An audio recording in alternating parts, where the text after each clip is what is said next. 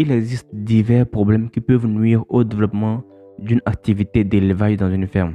Cependant, lorsqu'on essaie de revoir les choses de plus près, on se rend compte que dans toute activité qui échoue, il y a forcément deux problèmes qui reviennent. C'est-à-dire que quand on va évaluer les divers problèmes, les divers obstacles qui ont contribué à l'échec d'une activité d'élevage, on se rend compte qu'il y a deux problèmes qui sont toujours réguliers. Et ces deux problèmes-là, de quoi il s'agit?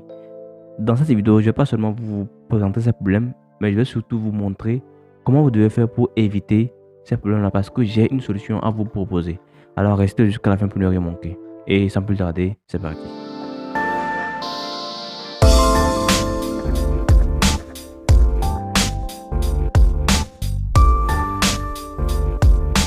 Salut à tous, j'espère que vous allez bien et bienvenue sur Africa Breeding. Si vous êtes nouveau, je suis Mib Amouzou et ici je vous parle d'élevage en Afrique. Dans cette vidéo, je vais vous partager deux problèmes qui vous empêchent de réussir votre activité d'élevage de poulets, tout en vous donnant des pistes de solutions pour vraiment éviter ces problèmes-là ou bien les résoudre si vous les avez déjà sur votre ferme. Alors suivez bien la vidéo jusqu'à la fin.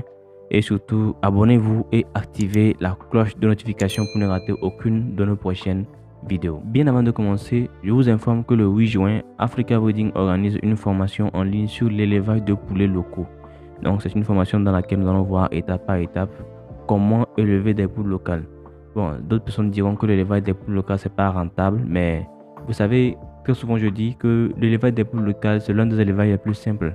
Et quelqu'un qui maîtrise l'élevage des poules locales peut facilement s'orienter vers l'élevage des poules locales améliorées et plus tard, pourquoi pas, avec les poules de chair et les poules pondeuses. Donc, l'élevage des poules locales, c'est vraiment la base pour débuter bien votre élevage. Si vous aussi êtes débutant en élevage et que vous ne savez pas réellement comment débuter, l'élevage des poules locales, c'est ce que je vous conseille. C'est très simple et pas besoin de connaissances extraordinaires pour commencer. Déjà, il suffit d'avoir les bonnes informations. Et le 8 juin, c'est ce que nous allons faire. Nous allons partager les bonnes informations qui vous permettront de pouvoir débuter et mieux réussir dans votre activité. Pour vous inscrire, envoyez-nous un message sur le numéro qui s'affiche en dessous. Et les frais de formation sont à 7000 francs CFA. Le premier problème qui empêche de réussir l'activité d'élevage de poulets, ce sont les maladies. Oui, les maladies, c'est quelque chose qui anéantit vraiment dans l'élevage de poulets, dans la mesure où quand ça arrive très souvent, ce sont des maladies virales. Et lorsque une poule tombe malade, c'est que toutes les autres vont tomber aussi malades. Ce qui fait que souvent, quand les gens font l'élevage de poulets, ils finissent par subir de grosses pertes comme ça parce qu'il y a une maladie qui est arrivée et qui a tout ravagé. Alors, quand on parle ici des maladies, ce n'est pas seulement dû au fait qu'on doit bien suivre un calendrier de prophylaxie ou bien tout ça là. C'est que souvent aussi ça dépend des conditions dans lesquelles vous faites votre élevage. Les conditions d'hygiène, ce qu'on appelle la biosécurité. Quand quelqu'un vient sur votre ferme, comment vous l'accueillez? Est-ce qu'il vient jusqu'à vos poulaillers? Vous-même, quand vous revenez d'ailleurs, comment vous faites avant d'entrer dans un poulailler? Sur votre ferme, s'il y a plusieurs types de poulets, comment vous faites votre rotation? Est-ce que vous quittez des petits poussins pour aller vers les grands sujets ou bien vous quittez déjà au niveau des grands sujets pour venir vers les petits poussins sans faire de la désinfection? Donc, il y a beaucoup de choses qui entrent en jeu lorsqu'on parle ici en fait de comment éviter les maladies sur une ferme.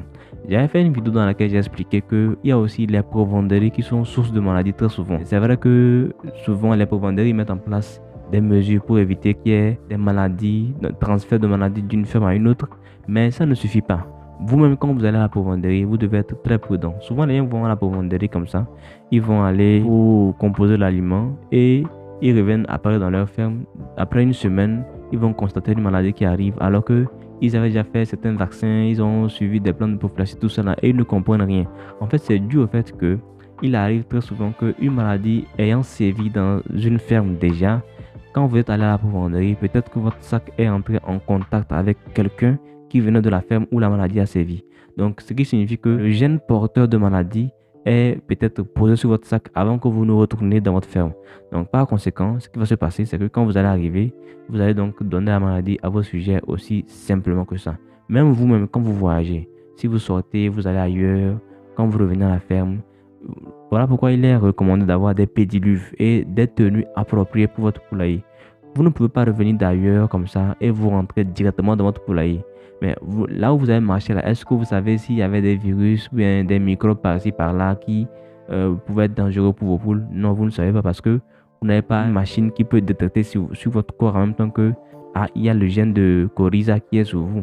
Donc, vous devez en fait prendre le temps de suivre les règles d'hygiène dont nous parlons très souvent.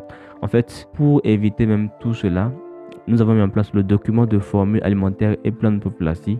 Donc, dans ce document-là, vous allez trouver un calendrier de prophylaxie dans lequel nous vous indiquons tous les produits et traitements que vous pouvez utiliser et les dates auxquelles vous pouvez les utiliser pour vraiment réussir dans votre activité d'élevage. Bon, il y a aussi les formules alimentaires dont je vais vous parler plus tard. Mais ce que vous devez comprendre, c'est que si vous voulez vraiment éviter les maladies dans votre ferme, vous devez suivre ce qu'on appelle la biosécurité et surtout faire un bon calendrier de prophylaxie. Souvent, les gens ne vont pas faire certains vaccins parce que peut-être ils ne jugent pas important de le faire ou bien parce qu'ils n'ont pas assez d'argent. Donc, ils sont en train de mettre en place des stratégies pour réduire les dépenses et gagner plus lors de la vente.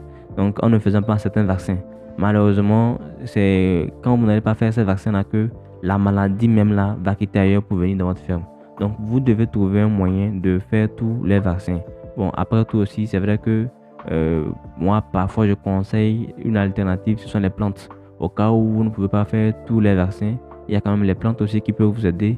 Sauf que quand vous faites déjà 1000 sujets, 2000 sujets, on ne peut pas se permettre de blaguer avec les plantes parce que les plantes, c'est vrai, c'est efficace. Mais moi, je conseille ça plus sur des sujets de poules locales, de poules locales améliorées, mais pas sur des poulets de chair ou bien des poules pondeuses.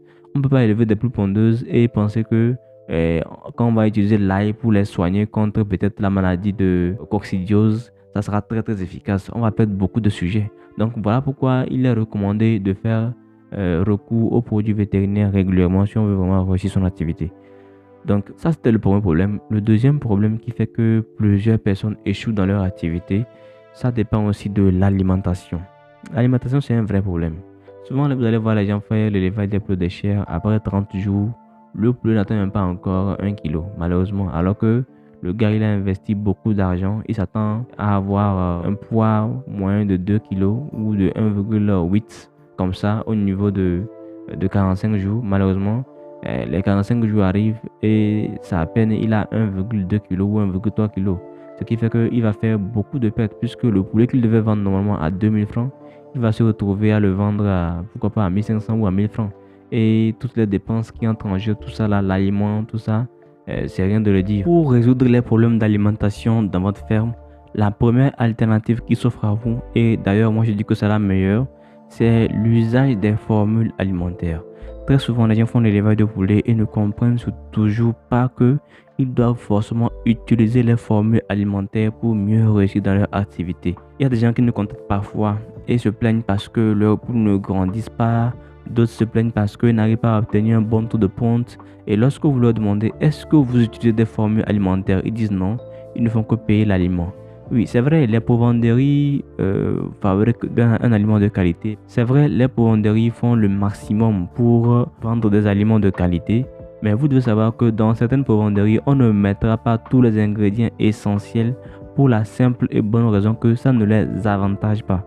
Donc, eux, ils font ce qu'il faut pour que vous puissiez du moins acheter leur aliment et être un peu satisfait, c'est tout. Donc, ils savent que vous allez revenir plus tard. Alors que quand vous faites votre propre élevage, vous avez la possibilité vous-même de pouvoir aussi utiliser des ingrédients divers pour composer votre propre aliment. Voilà pourquoi très souvent moi je parle des formules alimentaires parce que je trouve que c'est la meilleure alternative en fait pour mieux réussir dans votre activité d'élevage de poulet. Donc, si vous voulez utiliser des formules alimentaires et que vous ne savez pas comment faire, je vous informe que notre document de formules alimentaires et plan de prophylaxie est toujours disponible en version numérique. Vous pouvez l'obtenir dès aujourd'hui. Il est à 5000 francs CFA seulement pour la version numérique. Donc, dedans, vous aurez accès à plus de 30 formules alimentaires que vous pourrez utiliser comme vous voulez. Vous pourrez changer. Vous pouvez utiliser en fait par rapport aux ingrédients alimentaires qui sont disponibles dans votre zone. Et quand vous voulez changer un ingrédient alimentaire par un autre, vous pouvez toutefois recontacter l'équipe Africa Breeding qui va vous aider en fait à faire un meilleur choix de votre aliment. Et au cas où il n'y a pas de solution, on peut carrément composer un nouvel aliment pour vous. Donc c'est un peu ça. Donc au lieu de passer tout votre temps sur les réseaux sociaux à lire des trucs qui forcément ne vont pas vous aider, cherchez en fait à investir dans l'information parce que c'est comme ça que vous allez réussir. Le document dont je parle, quand vous l'avez, c'est pour plusieurs années. C'est pas pour un mois, 2 mois et vous allez changer. Non, c'est pour plusieurs années. Vous voyez un peu. Donc, investir 5000 francs CFA pour avoir un document qui nous aidera à réussir dans notre activité pendant 5 à 10 ans. Bah, moi, je ne vois pas pourquoi les gens devraient ne pas le faire. Hein. Vous voyez un peu. C'est à vous de voir comment vous pouvez faire pour mieux réussir dans votre activité.